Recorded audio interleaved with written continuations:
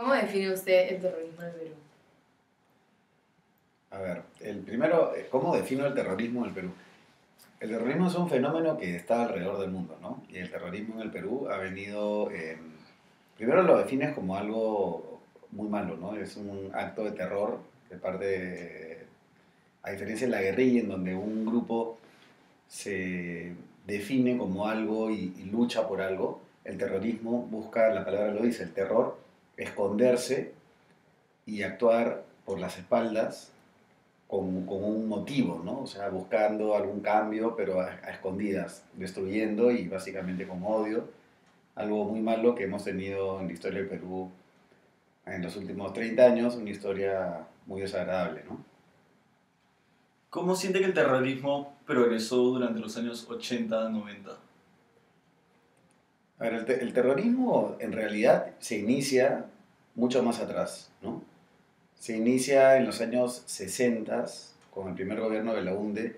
Después tenemos un gobierno militar, que durante los gobiernos militares hay mucha estructura, mucho control, y esto se maneja bien, y no hubo terrorismo. Y cuando regresa la democracia en el año 80 con el presidente Fernando Belaúnde Terry, eh, regresa nuevamente un gobierno de centro, pero no muy sólido, no con mucho control, y eso permite que resurja este fenómeno terrorista, que resurge básicamente en Ayacucho, ¿no? De profesores y básicamente de Abimael Guzmán como un profesor importante en la Universidad de Huamanga, en Ayacucho, y él mueve a un grupo y básicamente se genera por un caldo de cultivo, porque había muchas diferencias entre los ricos y los pobres, como lo hay en todas partes del mundo, pero aquí esas diferencias mal guiadas y sin un control del Estado respecto a lo que tenías que hacer en esos lugares más pobres, finalmente hace que surja este fenómeno y llega del campo a la ciudad, ¿no? Ya. Em, ¿Cuál cree usted que es la causa principal del terrorismo? A ver, preguntas complicadas. La causa principal del terrorismo. Básicamente es un desorden. Cuando uno quiere hacer las cosas, las tiene que hacer por algún medio. Yo quiero ser mejor estudiante, estudio más. Yo quiero ser algo, me hago un esfuerzo. La causa principal del terrorismo es básicamente las diferencias, pero mal entendidas, mal vistas, con odio. Porque siempre va a haber un rico y siempre va a haber un pobre. Y el mundo es así, en todas partes del mundo. En Suiza, en Rusia, en Estados Unidos, en Canadá, y en Bolivia y en Perú, ¿no? Eso siempre va a haber. Básicamente la causa se genera cuando te venden unas ideas de que las cosas pueden cambiar por la fuerza, finalmente, entonces es una ideología que te la meten en el cerebro y te convencen que la manera de hacerlo es, hay que tomar el poder desde abajo, ¿no? Con el terror, destruyendo. Porque básicamente el terrorismo, ¿qué cosa es lo que busca? No sabemos, busca destruir para cambiar la sociedad desde abajo, ¿no? Algo así. Porque si tú quieres cambiar algo, te metes en un partido político, postulas a la presidencia y dices, este es mi plan. Pero el plan de ellos es por la destrucción, ¿no? Por el odio de clases. ¿En qué momento crees que se desbordó el problema del terrorismo? Yo creo que se desborda en el momento en el que, de parte del gobierno de Belaúnde, en el año 80, del 80 al 85, y del 85 al 90, que fue el gobierno de Alan García, fueron gobiernos, el primero del presidente Belaúnde, un gobierno bastante débil, ¿no? Un hombre muy bueno, Belaúnde, pero débil. Y el gobierno de García, que fue un gobierno también nefasto, desastroso, un hombre de 36 años que llega al poder. Y claro, le tocaron además también coyunturas complicadas, económicas en el mundo, ¿no? Pero lo que creo que hubo es una falta de, de organización de parte del Estado para luchar contra el fenómeno. Ahora, los fenómenos son fenómenos y es como una ola y cuando la ola viene, viene y se lleva todo. Finalmente esto fue el terrorismo, ¿no? Era algo que era imparable, era muy difícil, tampoco fue un tema fácil, pero creo que sí le faltó a ambos gobiernos, al de Belaúnde primero y al de García después, un poco de autoridad para controlarlo. Cosa que cuando entra Fujimori cambia totalmente. Porque, ¿por qué Fujimori pudo controlar el terrorismo y no pudo ni García ni Belaúnde? Porque tuvo un compromiso de hacerlo, ¿no? Entonces, era posible hacerlo. Los otros les faltó un poquito de muñeca, ¿no? Me parece. ¿Quién crees que es el mayor culpable por la negligencia gubernamental durante los años 80-90? Cuando hablamos de 80-90 hablamos del gobierno nuevamente de Belaúnde, de Belaúnde y Alan 80-85 y de García del 85 al 90. Los principales culpables políticos son definitivamente los presidentes. Finalmente tú puedes decir, el ministro tal fue malo. Sí, pero duró pues 6 meses. El otro ministro duró 8 meses, duró 2 años. Pero hay un responsable político que es el presidente de la República.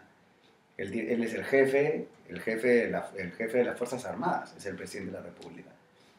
Y él así como tiene que ver que la economía funcione y que hayan planes de desarrollo en economía, en educación, en salud, también el tema de la seguridad es un tema importantísimo, ¿no? Y fueron ambos gobiernos justamente los que cojearon mucho en esta toma de decisión, ¿no? No había una cosa muy estructurada. ¿Cuáles eran los mayores peligros que se presentaban durante esta crisis? Terrorista. Bueno, los peligros eran los peligros de muerte, ¿no? Finalmente, durante todo este periodo de terrorismo, no del periodo de Belaúnde y García, sino todo el periodo completo, se estima que hubo aproximadamente 60.000 muertos, entre buenos y malos, o sea, entre nosotros y los terroristas, entre policías, militares y los terroristas, y civiles, ¿no? Realmente lo peor que te puede pasar en la vida es perder tu vida, ¿no? O perder un familiar. Las pérdidas en infraestructura en el país fueron altísimas. Las pérdidas por terrorismo, entiendo yo, no sé si me equivoque, pero haber leído algún artículo que la deuda externa en un momento era a niveles de 25.000 millones de dólares y las pérdidas por terrorismo eran por más o menos 25.000 millones de dólares. ¿Se imaginan ustedes? Era tener 2 deudas externas, una afuera con los bancos y otra dentro con torres, con bancos destruidos, edificios destruidos, autos destruidos, ¿no? Las calles, etc. ¿Cómo se siente afectado el limeño común y corriente? El fenómeno terrorista comienza en el campo, ¿no? Entonces lo veíamos, yo cuando era chico lo veía en los periódicos, que comenzaba una acción terrorista en Ayacucho, en Abancay, y lo mirábamos pues como un cuento, ¿no? Como que estaba lejos. Poco a poco este fenómeno va desde el campo a la ciudad, que es un poco la tendencia maoísta, ¿no? Mao Zedong. Y básicamente comienzan a acercarse a la ciudad y comienzan a formar comandos dentro de la ciudad y comienzan a hacer atentados dentro de la ciudad. O sea, ya comienzan a ir a Arequipa, a Trujillo, a Piura y comienzan a llegar a Lima. Y comienzan a cometer destrozos, ¿no?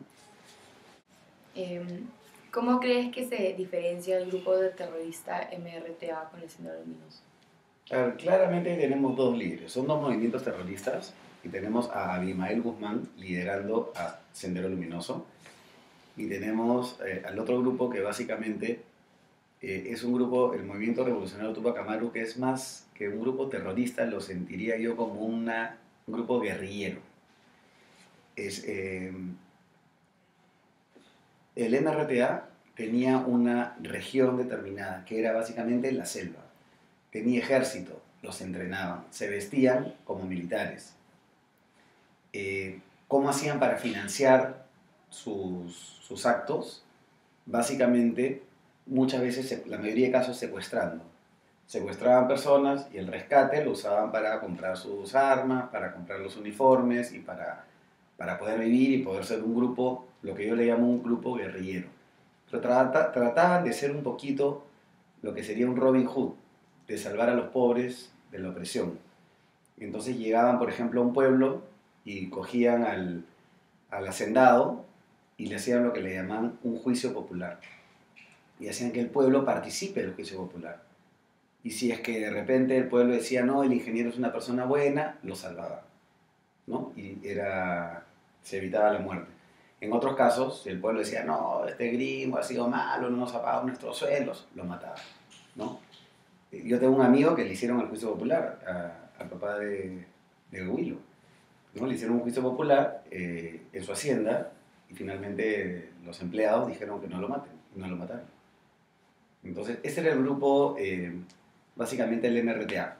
Y el otro grupo era el movimiento terrorista Sendero Luminoso, que actuaba, como hemos comentado en otras preguntas, a escondidas. No tenía un lugar, no estaba como apertrechado, como un grupo terrorista, todos con sus armas esperando, sino ellos vivían escondidos, se infiltraban dentro de la sociedad y comenzaban a averiguar a qué hora salía tal persona de su trabajo, a qué horas comenzaba tal obra, a qué horas ponían bombas en los autos, atacaban a los bancos, porque era el poder del capitalismo.